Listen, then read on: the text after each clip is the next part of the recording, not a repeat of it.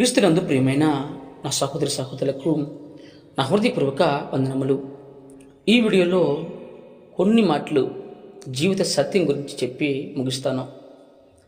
ప్రియమైన దేవుని సహోదరి సహోదరులారా, మనము ఒక పని చేస్తున్నప్పుడు, మనం ఒక విజయానికి వెళ్తున్నప్పుడు మన చుట్టుపక్కల ఉన్న వాళ్ళు చాలామంది మనల్ని ఆపాలని చూస్తారు. కానీ మనమేం చేస్తామంటే, మనల్ని ఎవరో ఏదో అన్నారని, మనల్ని చూసి ఎవరో నవ్వారని, మనల్ని చూసి ఎగతాళి చేశారని మన పని మనం ఆపేస్తాం. అలా ఆపకూడదు. ఎందుకంటే అన్నవాళ్ళు మనకు ఒక్క రూపాయి కూడా సహాయం చేయరు. వాళ్ళ పని ఏదో ఒకటి అనడమే. అవన్నీ మనం పట్టించుకుంటే మన పని మనం ఎప్పటికి కూడా చేయలేము. ఎగ్జాంపుల్ నాకే కావచ్చు, ఈ వీడియో చూస్తున్న మీలో ఎంతో మందికి ఇలాంటి ప్రాబ్లమ్స్ ఉంటాయి. ఓడిపోయినప్పుడు చుట్టుపక్కల ఉన్న వాళ్ళు మనం చూసి ఎగతాళి చేస్తారు.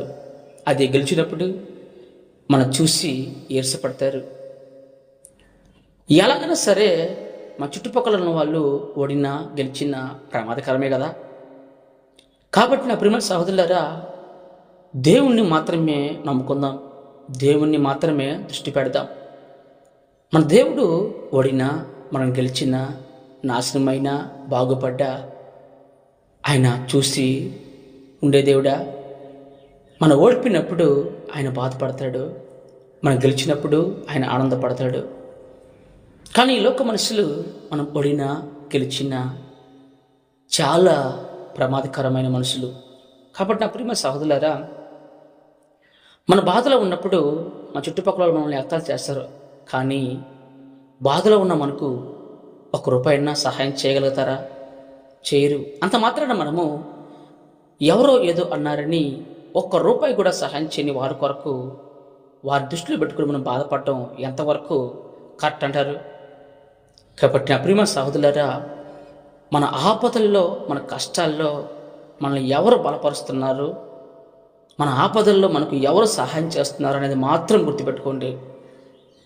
మనుషుల్లో కూడా కొంతమంది మంచి వాళ్ళు ఉన్నారు, కొంతమంది చెడ్డ వాళ్ళు కూడా ఉన్నారు. మంచి వాళ్ళు ఏం చేస్తారంటే, నీ ప్రతి విషయంలో నిన్ను ఎంకరేజ్ చేస్తారు, నీ ప్రతి విషయంలో నీకు సపోర్ట్ చేస్తారు, నిన్ను మరింత బలపరుస్తారు, నీ కష్టాల్లో ఆదుకుంటారు. వాళ్ళు మంచి వాళ్ళు. అందుకే వాళ్ళని దేవుడితో సమానం అంటారు కదా.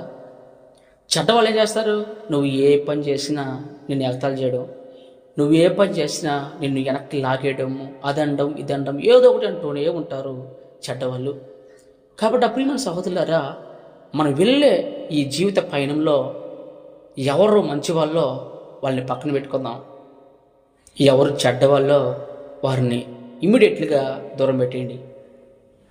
ఎందుకంటే చెడ్డవాళ్ళని పక్కన పెట్టుకుంటే నిన్నే వాళ్ళు చివరికి నాశనం చేసేస్తారు. మంచి వాళ్ళని పక్కన పెట్టుకుంటే నిన్ను వాళ్ళు ఏ కష్టమైనా నిన్ను వాళ్ళు ఆదుకుంటారు నీకు. కాబట్టి ఈ మాటలు మీకు అర్థమయ్యాయని అనుకుంటున్నాను. కాబట్టి నా ప్రియమైన సహోదరులారా, ఈ సమాజంలో మంచి వాళ్ళు ఎవరో చెడ్డవాళ్ళు ఎవరో గుర్తించి మంచి వాళ్ళతో స్నేహంగా బ్రతుకుదాం, చెడ్డవాళ్ళతో స్నేహాన్ని కట్ చేసుకుందాం. ఓకేనా? మరి ముఖ్యంగా ఒక మాట, వీళ్ళందరికన్నా గొప్ప దేవుడు మన దేవుడు. కాబట్టి ఏ కష్టం వచ్చినా, ఏ నష్టం వచ్చినా, ఓటమి వచ్చినా, విజయం వచ్చినా దేవుణ్ణి వదిలిపెట్టకండి.